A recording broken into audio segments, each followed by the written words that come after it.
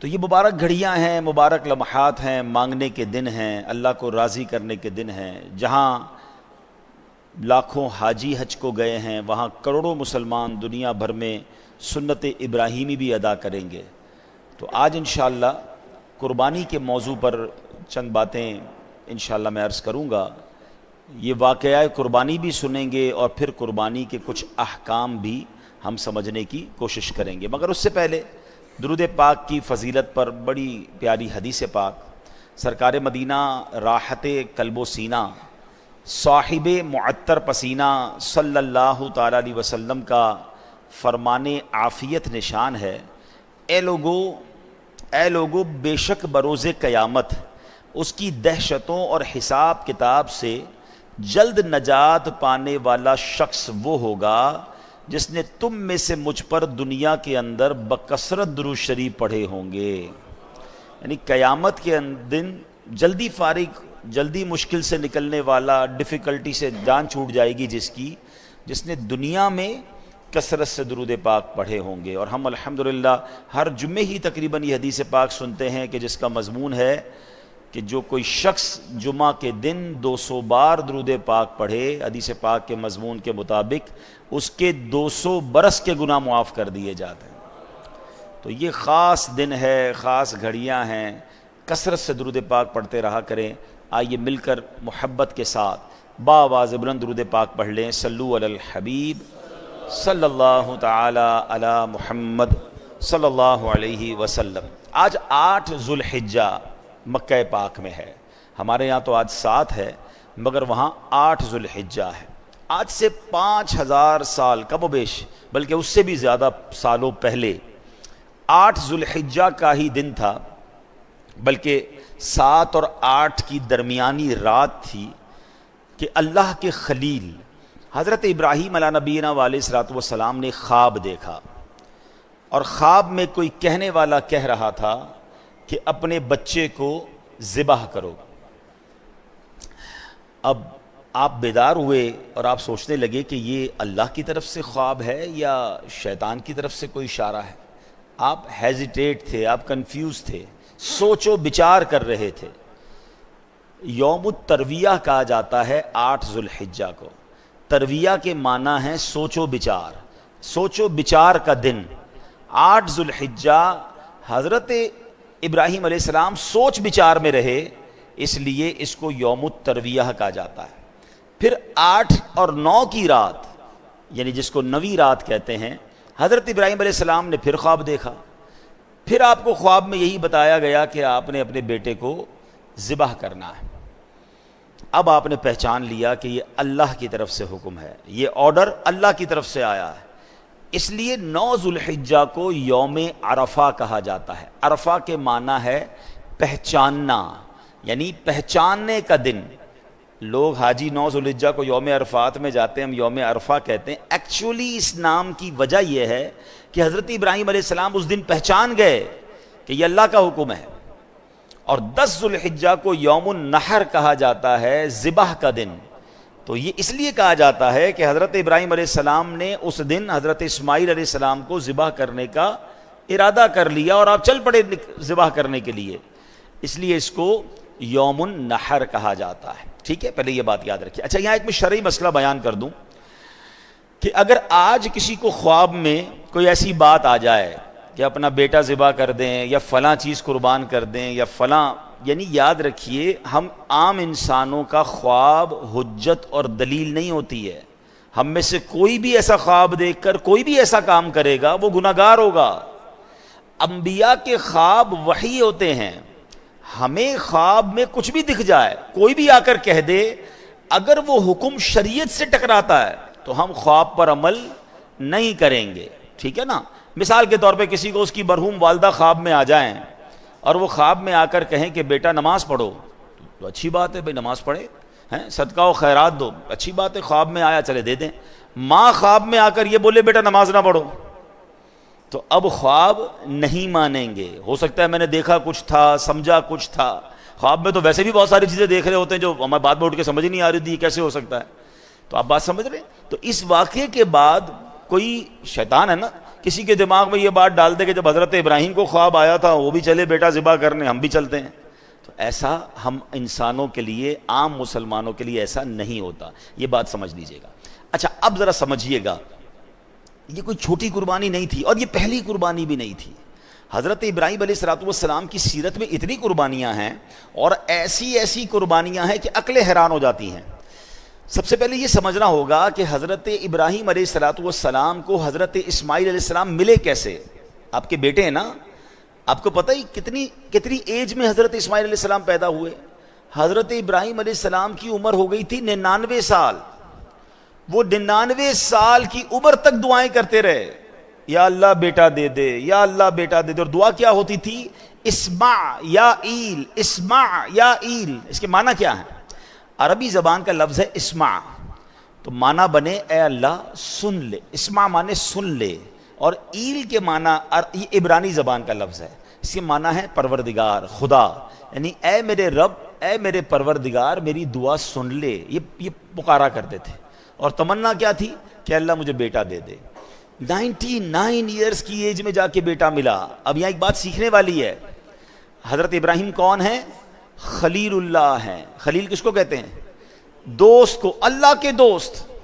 اور سرکار دو عالم صلی اللہ تعالی علیہ وسلم کے بعد اگر کائنات میں کوئی سب سے عظیم ہستی ہے، سب سے بڑی ہستی اگر نبی پاک کے بعد کوئی ہے تو وہ حضرت ابراہیم علیہ السلام. اتنا بڑا مرتبہ ہے اور اللہ کے دوست بھی ہیں اور اتنی دعائیں، مگر بیٹا نہیں ملا 99 سال تک.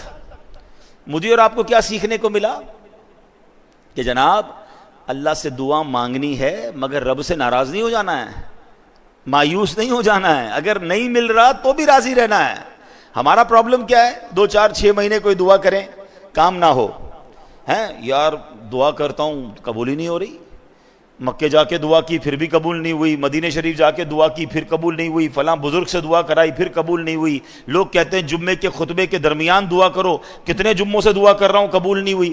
اللہ سے شکوا ہے، اللہ سے ہی بھروسہ اٹھنا شروع ہو جاتا ہے. نہیں بھائی کچھ نہیں ہوتا، سنا ہی ہے، دعا قبول نہیں ہوتی. وہ اللہ کے خلیل ہیں اور 99 سال تک دعائیں کر رہے ہیں. کون ہے میرے اور آپ کے درمیان جو 99 سال سے دعائیں کر رہا ہے؟ اب اس پہ سیکھنے کو پتہ کیا ملتا ہے ان واقعات سے؟ کہ ہمیں اپنے رب سے مایوس نہیں ہونا. پہلے یہ بھروسہ کر لو نا کہ اللہ میرے لیے بہترین فیصلہ کرنے والا. ہم سب کی ماں، سب سے زیادہ پیار ہم سے کون کرتا ہے؟ ماں کرتی ہے نا. ماں کے دل میں ممتا ڈالنے والا کون ہے؟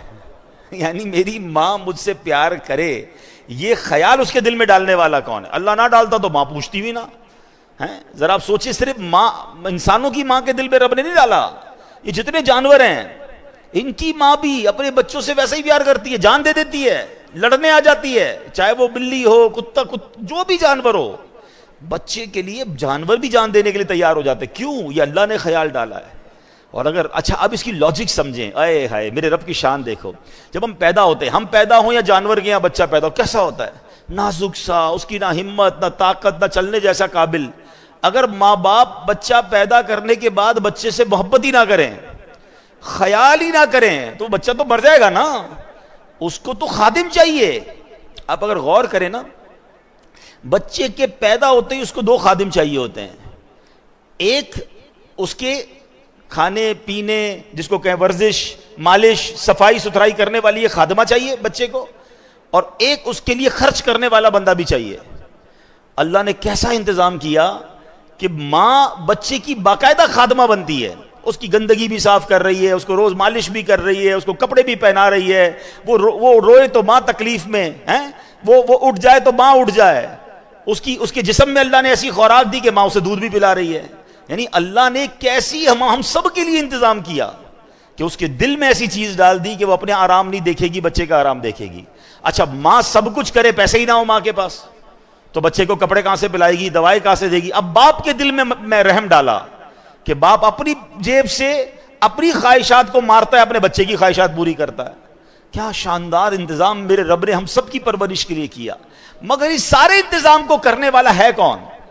اللہ ہے نا. وہ کتنا پیار کرتا ہے ہم سے. پہلے یہ اطمینان کر لو کہ میری ماں سے کئی گنا زیادہ پیار میرا رب مجھ سے کرتا ہے. ٹھیک ہے؟ تو جب رب مجھ سے اتنا پیار کرتا ہے اور وہ نہیں دے رہا ہے، میں مانگ رہا ہوں پھر بھی نہیں دے رہا ہے، میں رو رہا ہوں پھر بھی نہیں مل رہا ہے، تو پھر یقین کر لو نا یہی میرے لیے بہتر ہوگا، یہی میرے لیے اچھا ہوگا۔ میں نے کئی بار اپنے بیانات میں ایک ایگزامپل دی ہے سمجھانے کے لیے، آج پھر دے دیتا ہوں، شاید کسی کا دل میں اطمینان آ جائے۔ کئی لوگ ہوتے ہیں بیچارے پریشان ہوتے ہیں اور کنفیوز بھی رہتے ہیں، یار دعائیں مانگتے ہیں پتہ نہیں کیوں مسئلہ حل نہیں ہو رہا۔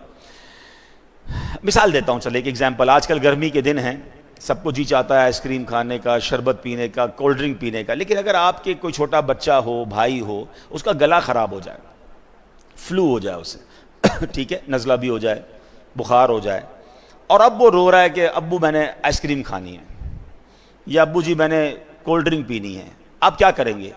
کھلائیں گے اسے؟ بتائیے نا، کولڈ ڈرنک پلائیں گے؟ اچھا وہ رو رہا ہے، نہیں نہیں میں نے پینی ہے، وہ بہت زور زور سے رو رہا ہے، آپ پلا دیں گے اسے؟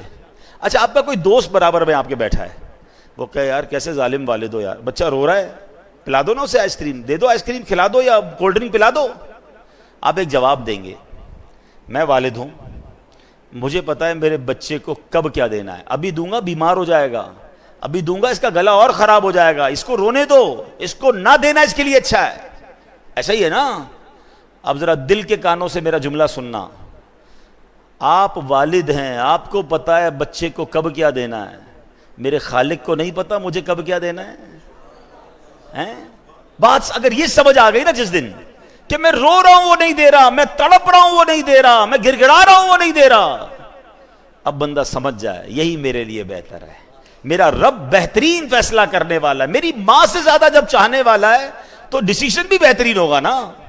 اور ایسا لکھا کتابوں میں، روایتوں میں یہ مضمون ہے، کسی کا غریب رہنا اس کے لیے اچھا ہے اور کسی کا امیر بننا اس کے ایمان کے لیے اچھا ہے، کیونکہ اگر اس کو غریب کو امیر بنا دیا جاتا تو وہ پیسے کے اندر ایسا گم ہو جاتا کہ آگے جا کے اس کا ایمان بھی برباد ہو جانا تھا۔ تو رب جانتا ہے کہ اس کا غریب رہنا بہتر ہے، کسی کو امیر بنایا اس کے لیے دنیا اور آخرت کے امیر رہنا اچھا تھا، غربت ہوتی تو کہیں یہ کفر کر لیتا۔ تو ہمیں نہیں پتا ہوتا، یہ اللہ کی تقسیم ہے، کوئی صحت مند رہتا ہے، کوئی بیمار رہتا ہے، کوئی خوش رہتا ہے، کوئی پریشان رہتا ہے، ارے یہ رب کے فیصلے ہیں، وہ ہم سے بہتر جاننے والا ہے۔ اور بعض اوقات جب نہیں ملتا نا اور اس کے کچھ عرصے بعد ملتا ہے تو عقل حیران ہو جاتی ہے کہ واقعی کمال فیصلہ تھا، یہی میرے لیے بہتر تھا۔ بے اولاد روتے ہیں اولاد نہیں مل رہی ہیں، در در جاتے ہیں دعائیں کرتے نہیں ملتی اولاد، کیا پتہ ایسی اولاد لکھی ہو اس کے نصیب میں کہ جو بڑے ہو کر ماں باپ کو مار کے گھر سے ہی نکالنا تھا۔ ہم نہیں سنتے بعض اوقات ماں باپ کہتے تو پیدا ہی نہ ہوتا تو اچھا تھا، اتنا بچہ تنگ کرتا ہے، تو یہ اللہ کے فیصلے ہیں۔ تو سبحان اللہ، حضرت ابراہیم 99 سال تک دعا کرتے رہے، اب جب دعا ہو گئی حضرت اسماعیل مل گئے۔ اب مجھے بتاؤ جس کو 15-20 سال بعد اولاد ملے تو وہ کتنا پیار کرتا ہے اپنے بچے کو، گود سے لگائے رکھتا ہے کہ اب تو پیر بھی زمین پر نہ رہے ہیں۔ مگر پہلا امتحان کیا تھا کہ اس دودھ پیتے بچے اور اس کی ماں کو ایک ایسے صحرا میں چھوڑ کر آ جاؤ کہ جہاں کوئی آبادی نہیں ہے۔ آپ امیجن کر سکتے ہیں کہ آپ اپنی زوجہ اور اپنے بچے کو کسی میدان میں ریگستان میں چھوڑ کر آ جائیں، اور وہ بھی وہ بچہ جو اتنی دعاؤں کے بعد ملا ہو، مگر اللہ کا حکم تھا آپ چھوڑ کر آ گئے۔ وہ واقعہ طویل ہے، پھر کسی دن اس کو ڈسکس کریں گے۔ آپ نے سنا ہوگا کہ کس طرح بی بی ہاجرہ جو ہے صفا مروہ کے درمیان دوڑی، کس طرح حضرت اسماعیل کے قدموں سے زمزم جاری ہوا، اور پھر کس طرح مکہ آباد ہوا۔ سبحان اللہ، مگر پہلے قربانی تو سوچو کیسی تھی کہ ماں ہے، بچہ ہے، تھوڑا سا پانی اور کھانا ہے اور وہ ختم ہو گیا، اور اب کچھ نہیں ہے مگر اللہ پر بھروسہ ہے۔ اس خاندان کی قربانیاں تو سوچو۔ پھر اللہ نے حضرت ابراہیم اور حضرت اسماعیل سے کعبے کی تعمیر کروائی، وہ مقام ابراہیم جس پر کھڑے ہو کر حضرت ابراہیم نے کعبے کی تعمیر کی۔ سبحان اللہ، یہ کیسا اللہ کے نبی کا معجزہ ہے کہ 5000 سال سے زیادہ عرصہ گزر چکا ہے، جو مکے گئے ہیں انہیں پتا ہے کہ آج بھی اپنی آنکھوں سے حضرت ابراہیم کے قدموں کے نشان ہم دیکھتے ہیں، اور وہ پتھر ویسے ہی سلامت ہے۔ دنیا میں کوئی پرانی سے پرانی عمارت 700 800 1000 سال کے بعد ختم ہو جاتی ہے، گر جاتی ہے، نام و نشان مٹ جاتا ہے۔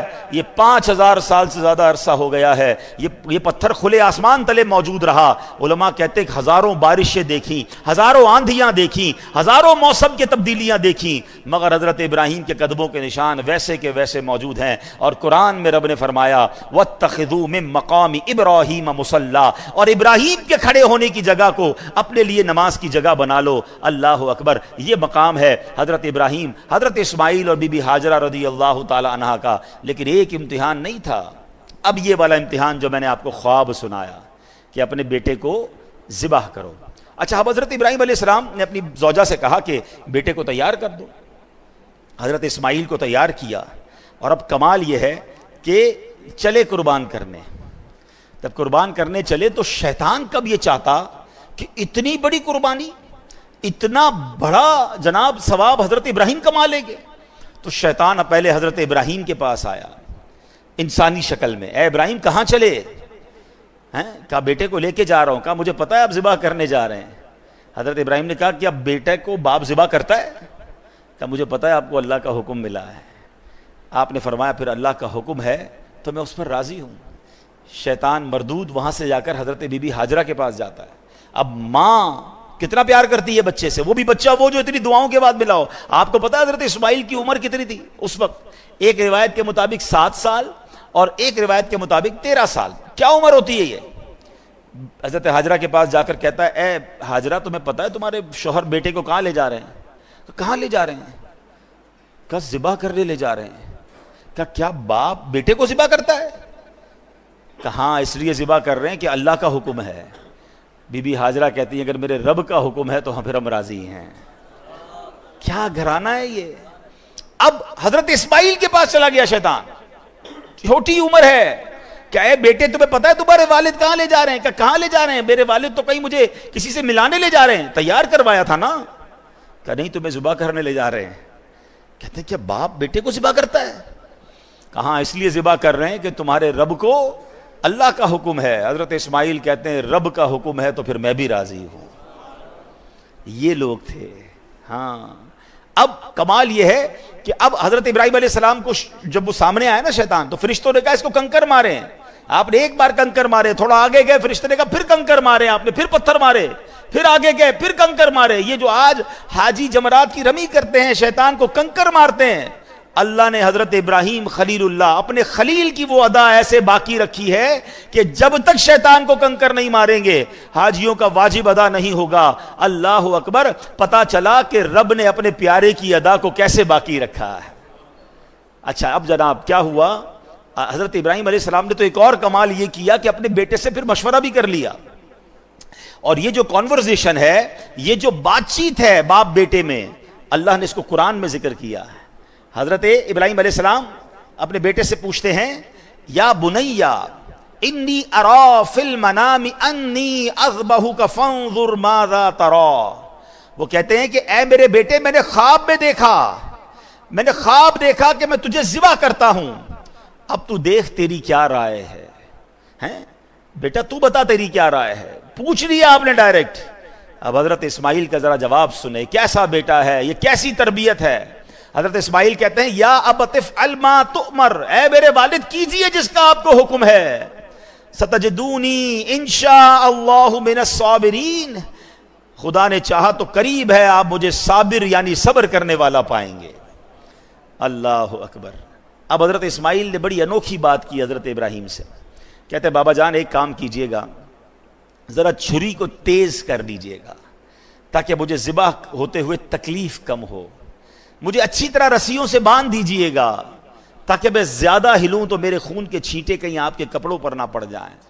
اے بابا جان مجھے سیدھا نہیں، مجھے الٹا چہرے کے بر لٹا دیجئے گا، پیشانی کے بل لٹائیے گا کیونکہ میرا چہرہ آپ کو دیکھنا نہ پڑے، اور جب مجھے ذبح کر لیں تو میرا یہ جو لباس ہے نا یہ میری ماں بی بی ہاجرہ کو دے دیجئے گا تاکہ ان کو کچھ تسلی ہو جائے۔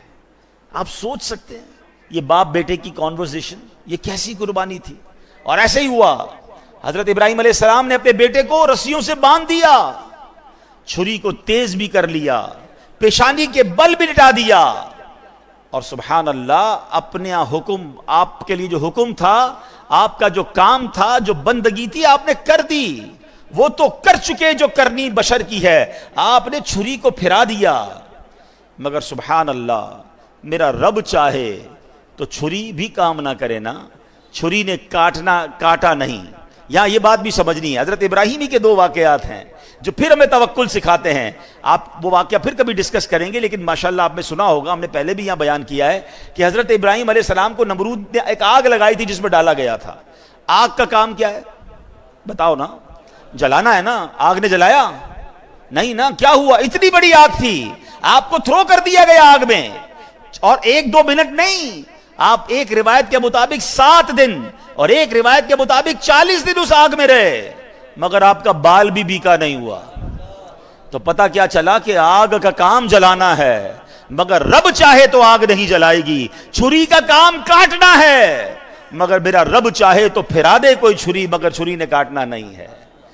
تو پتہ یہ چلا کہ اگر آج بھی, اب یہ ہمارے لیے پھر پیغام ہے, ہم بہت ساری چیزیں کیلکولیٹر سے چل رہے ہوتے ہیں, بہت ساری چیزیں کیلکولیشن سے چل رہے ہوتے ہیں کہ یار یہ ہوگا تو پھر یہ ہو جائے گا, یوں کروں گا تو یہ ہو جائے گا, اتنی بڑی مشکل میں ہوں, یار کیلکولیشن بتاتی ہے یہ مشکل نہیں ختم ہوگی, میں یہ قرضے سے نہیں نکل سکوں گا, میں اس پرابلم سے نہیں نکل سکوں گا, ڈاکٹر کہتے ہیں بیماری ایسی ہے کہ بندہ نہیں بچے گا. ہم مایوس ہو جاتے ہیں, ہم اللہ کی رحمت سے مایوس ہو جاتے ہیں. ارے میری ایک بات تو سمجھ لو, مشکل کتنی ہی بڑی کیوں نہ ہو, میرے اور آپ کے لیے بڑی ہے, میرے رب کے لیے بڑی نہیں ہے. ان اللہ علی کل شیء قدیر. وہ چاہے تو آگ کو باغ بنا سکتا ہے, وہ چاہے تو چھری گلے پہ پھرا دی جائے, کاٹتی نہیں ہے. ارے میرا رب چاہے تو اندھیرے کنویں سے نکال کر حضرت یوسف کو مصر کا بادشاہ بنا سکتا ہے.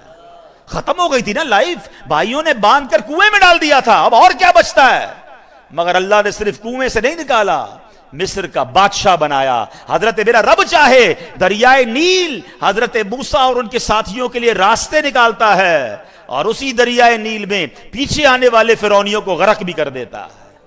تو اللہ پر بھروسہ رکھو نا. ہم کیوں بھروسہ توڑ دیتے ہیں, ہم کیوں مایوس ہو جاتے ہیں, لوگ خودکشی کی باتیں کرنے لگ جاتے ہیں, لوگ ڈپریشن کی طرف چلے جاتے ہیں کہ نہیں ہو سکتا. ارے حضرت آپ کو نہیں پتا پرابلم بہت بڑا ہے, یقیناً تمہارا پرابلم کتنا ہی بڑا کیوں نہ ہو, میرے رب کی قدرت اس سے بڑی ہے, میرے رب کی نگاہ رحمت پڑنی ہے, تمہارے مسائل حل ہو سکتے ہیں. بس اصل بھروسہ چاہیے. علامہ اقبال شاعر مشرق نے کہا نا کہ اگر آج بھی ہو ابراہیم سا ایمان پیدا, there is only one condition, ایمان وہ والا چاہیے. اگر آج بھی ہو ابراہیم سا ایمان پیدا, آگ کر سکتی ہے انداز گلستان پیدا. اب کیا ہوا, چھری پھرا دی, چھری نے کاٹا نہیں, اور اب اللہ نے حکم دیا حضرت جبریل امین کو, اے جبریل جاؤ اور جنتی مینڈھا لے کر جاؤ. اور حضرت جبریل جنت سے مینڈھا لے کر آئے, اور جب لے کر آئے نا تو حضرت جبریل کی آواز کیا تھی, اللہ اکبر اللہ اکبر. حضرت ابراہیم اپنے بیٹے کے اوپر جھکے ہوئے ہیں, چھری ہاتھ میں ہے, آسمان کی طرف نظر کی تو دیکھا کہ جبریل آسمان سے آ رہے ہیں. آپ سمجھ گئے کہ میرے امتحان کا وقت ختم ہو گیا. آپ نے کیا کہا, لا الہ الا اللہ واللہ اکبر. حضرت اسماعیل جو نیچے لیٹے ہوئے تھے وہ بھی سمجھ گئے, جب تکبیر کی آوازیں سنی تو سمجھ گئے کہ امتحان پورا ہو گیا. کہتے ہیں اللہ اکبر وللہ الحمد.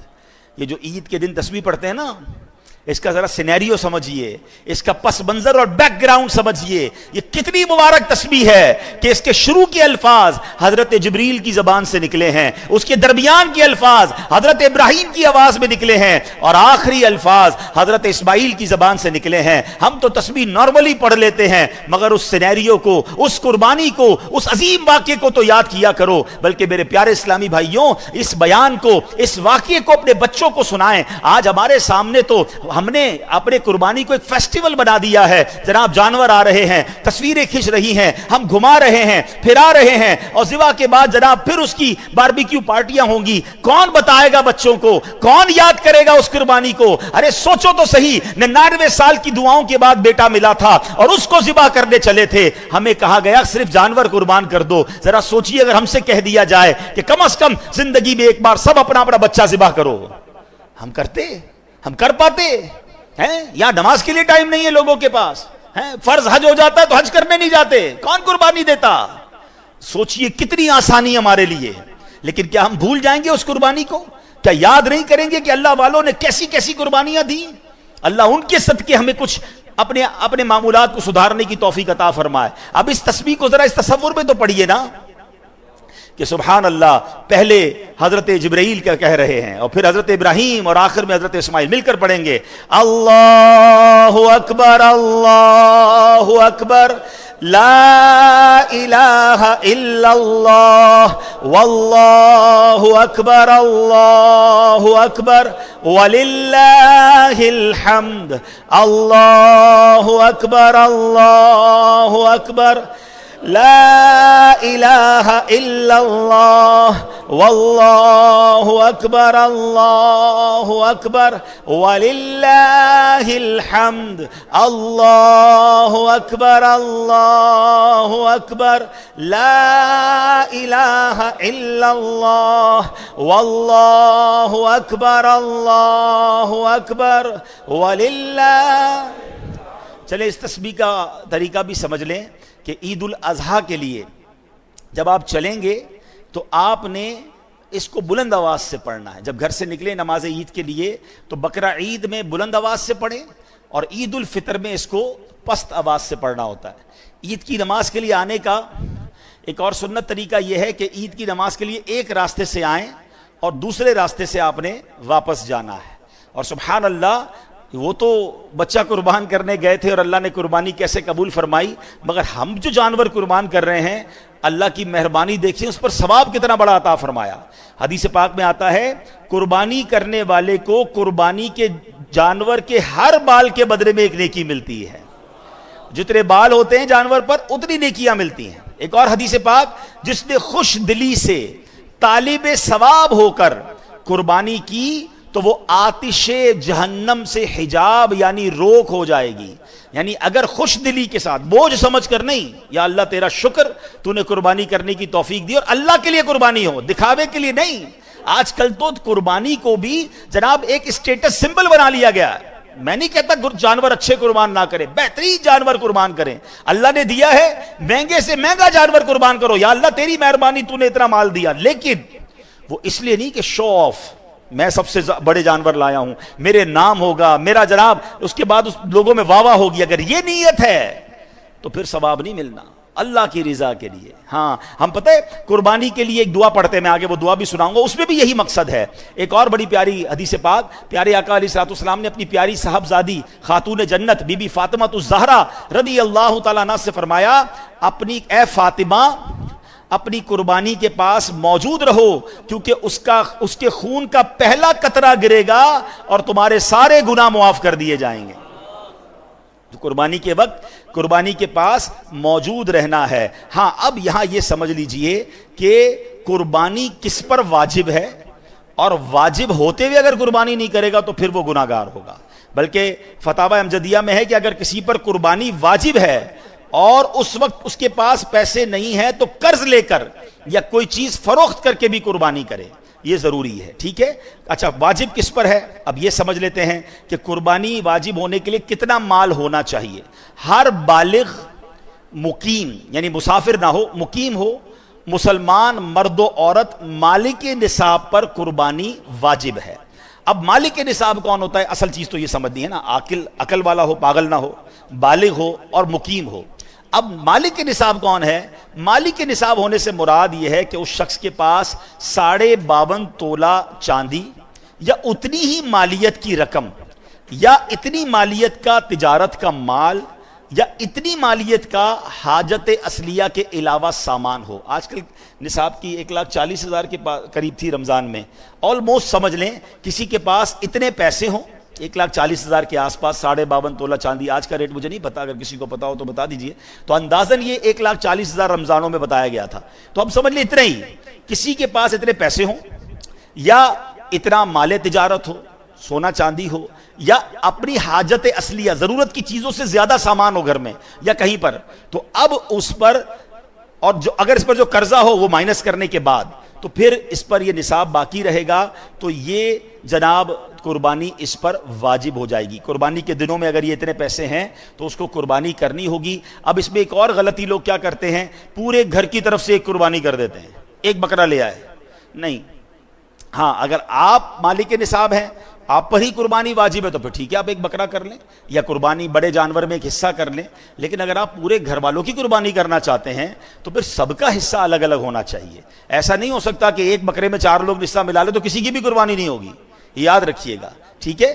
بڑے جانور میں 7 حصے ہوتے ہیں, بلکہ یہاں تو میں مشورہ دوں گا جن کو اللہ نے نوازا ہے وہ اپنے گھر والوں کی, اپنے بچوں کی بھی قربانی کریں. نابالغ بچوں کی قربانی واجب نہیں ہے مگر اللہ نے دیا ہے تو کرنی چاہیے ہیں. ہاں بالغ افراد کی قربانی کریں گے, آپ اپنی زوجہ کی کر رہے ہیں, اپنے بالغ بچوں کی کر رہے ہیں, بھائی بہنوں کی کر رہے ہیں, والدین کی کر رہے ہیں, تو ان سے اجازت لینی ضروری ہوگی ہیں کہ بھائی آپ کی قربانی میں کر رہا ہوں. اجازت لیں گے تو پھر ان کی قربانی ہو جائے گی. یا پھر انڈرسٹوڈ ہے ان کو کہ بھائی ہر بار آپ ہی کرتے ہیں, ان کو سب کو پتا ہے ہماری قربانی بھائی یا ابو کرتے ہیں, تو پھر بھی انڈرسٹوڈ ہے تو ٹھیک ہے. اچھا, اسی طرح ایک اور قربانی میں ہم نے بات ذہن میں رکھنی ہے کہ قربانی میں اگر کوئی عقیقے کا حصہ بھی ملانا چاہتا ہے, وہ سمجھتا ہے کہ میرے پاس ایک حصہ ایکسٹرا ہے, اگر کسی کا عقیقہ باقی ہے تو وہ بھی کیا جا سکتا ہے. قربانی میں مشورہ یہ دوں گا کہ اگر جس کو اللہ نے وسعت دی ہے تو سرکار دو عالم صلی اللہ تعالی علیہ وسلم کے ایصال ثواب کے لیے بھی قربانی کرے. آپ کو پتہ ہے مینا میں ہمارے آقا مدینے والے مصطفیٰ صلی اللہ علیہ وسلم جب حج فرمایا تھا تو اپنی امت کی طرف سے قربانی کی تھی. ہمارے آقا ہمیں نہیں بھولے, تو ہمیں بھی اللہ کرے کہ آپ کے پاس وسعت ہو تو اپنے جانور کا, جو اپنے گھروں میں جتنے جانور آئیں جو سب سے بہترین جانور ہے, سب سے زبردست, وہ میرے آقا کے نام پر قربان کریں. کروں تیرے نام پہ جاں فدا, نہ بس ایک جاں دو جہاں فدا, 2 جہاں سے بھی نہیں جی بھرا, کروں کیا کروڑوں جہاں نہیں. ہمارا جو کچھ ہے اللہ کی عطا سے ہمیں ملا ہے, نبی پاک کا صدقہ ملا ہے, تو ان کے نام پر. اچھا, پھر آپ اپنے مرحوم والدین کے لیے, دادا دادی کے لیے, جس کا حصہ ملانا چاہتے ہیں, غوث پاک کے مرید ہیں تو غوث پاک کے نام پر کریں. جس کو اللہ نے جتنی وسعت دی ہے تو یہ حصے بھی اس میں ڈالنے چاہیے, اس میں بھی انشاءاللہ آپ کو برکت ملے گی اور یہ ثواب ملے گا. اچھا, اب قربانی کی جو دعا ہے یہ بڑی کمال کی دعا ہے, اور اس دعا میں بھی بڑا زبردست میسج ہے. اللہ کرے کہ ہم یہ دعا کر لیں. 1-2 غلطیاں لوگ کرتے ہیں قربانی کے وقت, وہ بھی سن لیں. چھری کو پہلے سے تیز کر لیں, جانور کو لٹا کر اب چھری تیز ہو رہی ہوتی ہے, اس سے جانور کو تکلیف ہوتی ہے. جانور کو بھی, قربانی کے جانور کو بھی تکلیف نہیں دینی چاہیے. لوگ پہلے جانور گرا دیتے ہیں اور پھر گھسیٹ کر قبلہ رخ کرتے ہیں, یہ بھی اسے تکلیف دینا ہے. بلکہ اس کو پہلے سے ہی قبلہ رخ معلوم کر کے اسی رخ پہ گرایا جائے تاکہ اب اس کو گھسیٹا نہ جائے. اچھا, اب جناب جو دعا ہے, کیا خوبصورت دعا ہے. انی وجہت وجہی للذی فطر السماوات والارض حنیفا وما انا من المشرکین ان صلاتی ونسکی ومحیایا ومماتی للہ رب العالمین. میری فیورٹ دعاؤں میں سے یہ دعا ہے. جو الفاظ ہے نا قرآن کے, آئے اللہ کرے میں اور آپ اس کے مصداق بن جائیں, ایسے ہی بن جائیں. کیا معنی ہے؟ ان صلاتی, بے شک میری نماز, و نسکی, کیا فرمایا کہ میری نماز, اور پھر فرمایا میری قربانیاں, و محیایا و مماتی, میری زندگی اور میری موت, للہ رب العالمین, سب اللہ کے لیے. اللہ کرے ہماری قربانیاں بھی اللہ کے لیے, ہماری نمازیں بھی اللہ کے لیے, ہماری زندگی بھی اللہ کے لیے, ہماری موت بھی اللہ کے لیے ہو.